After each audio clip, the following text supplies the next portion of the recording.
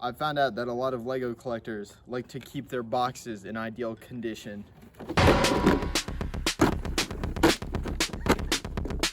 Do whatever you want. I'm gonna recycle these.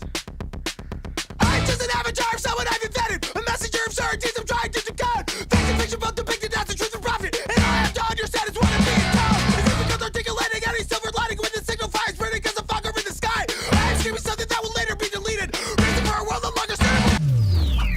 For I am the master of fire. Damn. Whoosh.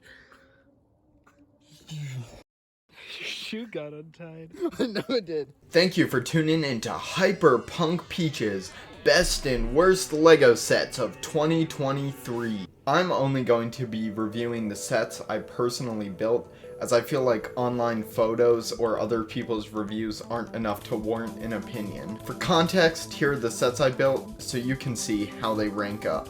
I built the 332nd Battle Pack, the 501st Battle Pack, the Batman Poly Bag, the Dilophosaurus Attack, the Gift with Purchase Tahu and Takua, Heart Lake City Community Center, the Lamborghini Heroica Technica, the Mercedes AMG, the Pink Parrot, Mrs. Costello's Turtle Van, and Mateo and Z-Blob the Robot.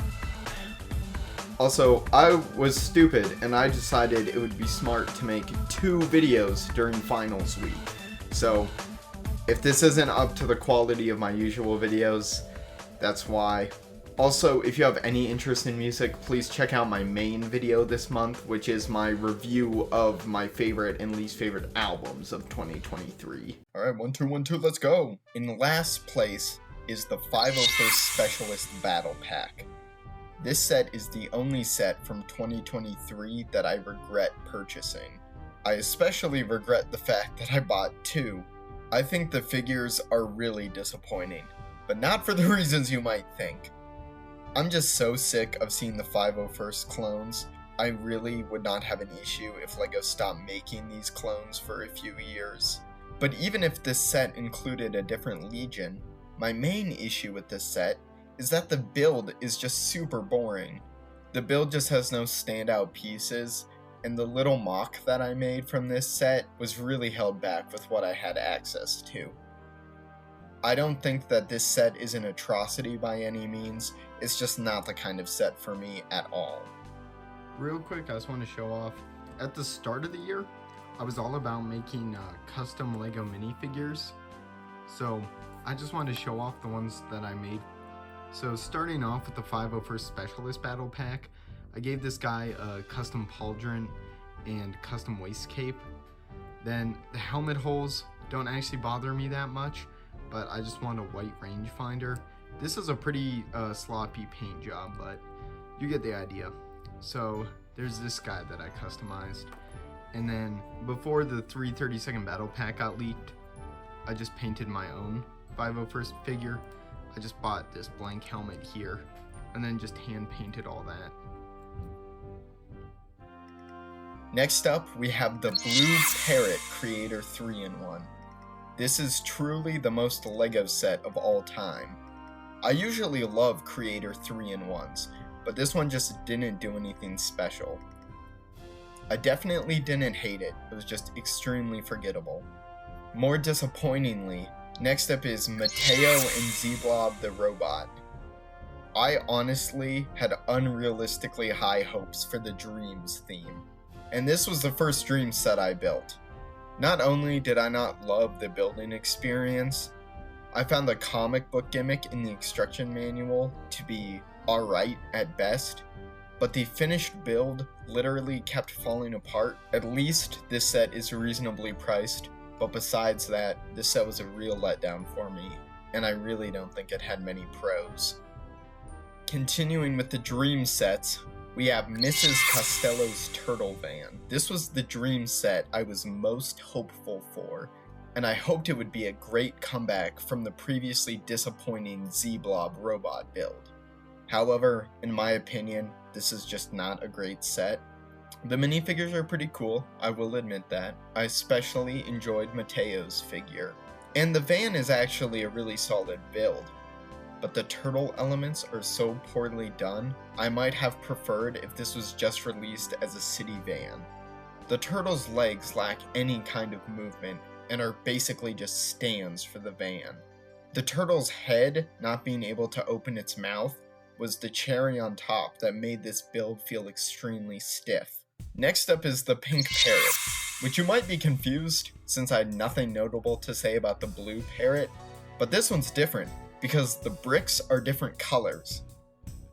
That sounds trivial, but I swear, the build is still mid, but the pieces are great.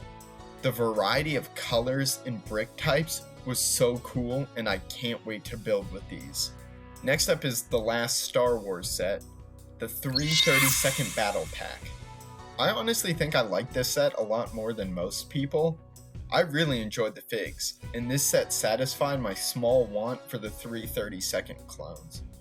But honestly, the main draw of the set for me was the build, specifically the curved pieces I didn't have, and this set fully delivered on that.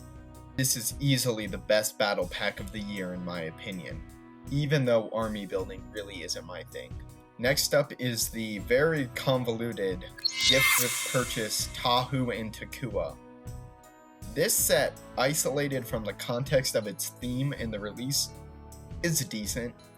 It's basically a souped up creator super robot with a stand, but taken within the context of its theme and the release, this set is a roller coaster of ups and downs.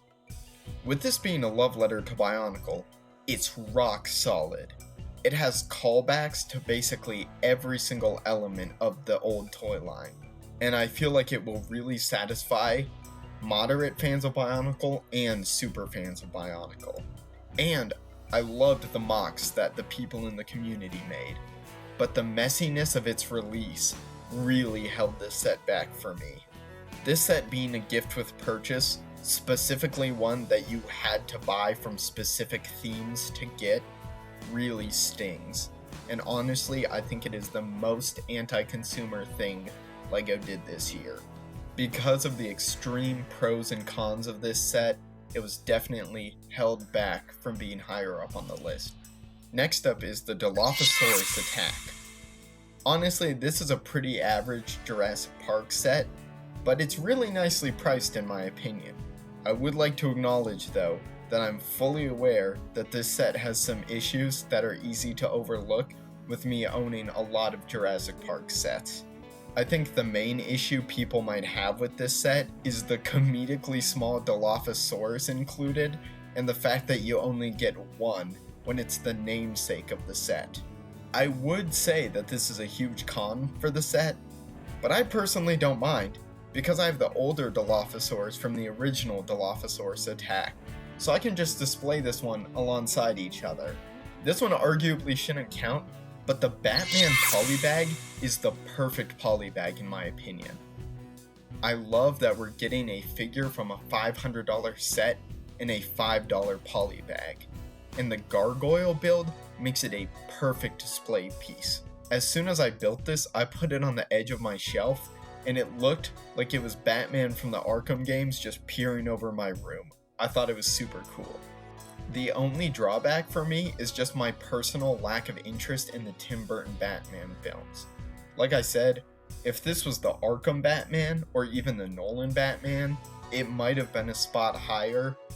Next up is the lime green Technic Lamborghini. This was my first Technic set I ever got, and I got it just because I was obsessed with Bionicle and I wanted more Technic lime green pieces to build with. This might make me look pretty dumb, but I'm not gonna lie, this was the most challenging LEGO build I've ever done. I built the whole thing in a day, but there were a few times I'd realized that I'd made a mistake and I'd have to take apart like 15 steps worth of stuff. The challenging factor of the build didn't detract from the experience for me though, it actually made it more rewarding.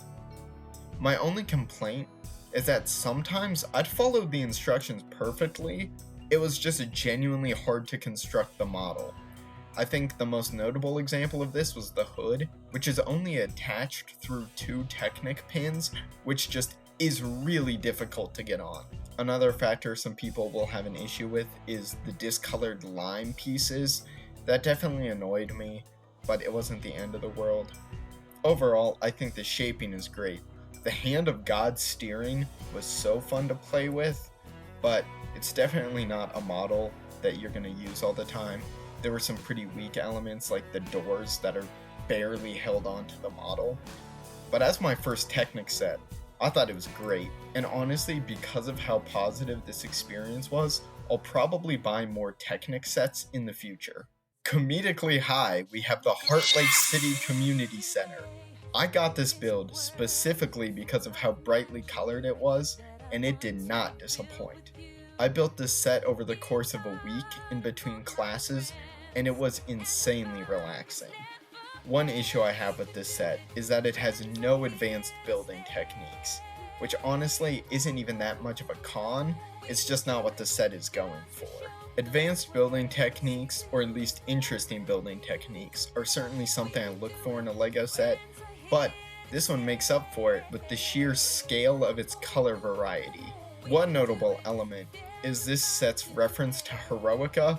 I'm not a sticker guy, I didn't put on any of the stickers from the set, except for the reference to Heroica. I love the mural on top of the building. I think it's a great center of attention for your eye, and I'm also so glad that that tile is printed and that it's not just a large sticker. This set was my first experience with mini dolls, and holy crap, I am not a fan. I think all of their designs are solid. I especially appreciate the inclusion of Sophia. I'm editing, and this is really stupid. I realized I was gonna say their name to like make it look like I was a huge LEGO Friends fan, but then I messed up their name, so the fucking bit doesn't matter. So I'm a big LEGO Friends fan. Oh no! But the lankiness of these figures, as well as their minimal posability, make them a pain to display. If you notice in the photo I took, they're literally either standing straight up or sitting straight down, because that's all they can do. Before we get to our number one spot, I would like to mention my cheat LEGO set of the year. This is a LEGO set I built this year, but didn't come out this year. My cheat LEGO set would have to be the Viking Creator 3-in-1. I specifically got this set because of the sea serpent it included, but the ship build really shocked me with just how decent it is. This set is really good. I know it's discontinued, but I found it on a really good deal. I found it just for 80 bucks. So if you can still pick it up, I highly recommend it. In first place, we have the Mercedes AMG.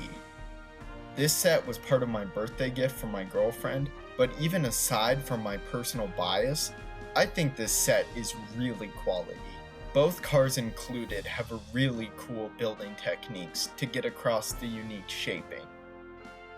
The standout would have to be the back of the gray car, which just blew me away when I was building it. The set also came with a ton of pieces I didn't have, which you can probably tell is a large draw for me. The greatest thing is, honestly, I feel like this set is really reasonably priced for what you get, and I honestly recommend this set to anyone who's even mildly interested. I have no issue calling this my favorite set of 2023. Then, I just wanted to talk about some of the best minifigures. I don't own any of these, but I went through a brick set and these were the ones that stood out to me from the year. As an honorable mention, we have the baby blooper from the Mario line. I don't think it counts as a minifigure, but it's fucking hilarious. Then we have the Boba Fett from the mech set. Personally, these kinds of figures don't really do much for me, but it did make a bunch of LEGO investors seethe, which is a good thing. Then we got the Shrimp Guard from Monkey Kid. He's just hilarious. He's so fucking funny to me. I don't know what this guy's real name is. In my notes, I just have him named Lime Punk, but honestly, he's more of a fucking BTS member. But yeah, I think he's really cool. It has a lot of really vibrant colors, but it manages to balance them out really well. And then in first place, the best minifigure of 2023, I shit you not, is the Barber from LEGO City. I can't explain it. This guy is just so great to me. I unironically think he's the best minifigure. He's so funny. I think he's peak minifigure design. I actually am gonna order one from Bricklink as soon as I finish recording this.